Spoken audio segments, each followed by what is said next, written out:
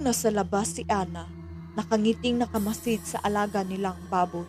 May dumaang matandang nagtitinda ng walis. Oh, iha, ngayon lang yata kita nakita dito. Hello po, bagong lipat lang po kami dito. Ah, kaya pala. Sakto, may paninda akong walis pang taboy sa mga aswang. Wala pa po ang asawa ko, Nay. Wala akong pambili niyan. Ganun ba? O siya, sige. Libre ko na lang ito sa'yo dahil bagong lipat kayo. Wow! Maraming salamat po!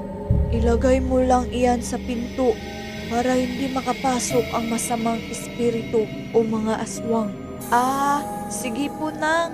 Maraming salamat sa walis. O siya, iha. Mauuna na ako. Basta yung bilin ko ha, huwag kalimutan. At mag-ingat kayo ng pamilya mo. Kahit hindi naniniwala si Ana sa sinabi ng matanda, tinupad pa rin niya ang bilin nito at inilagay ang walis sa pinto. Lucky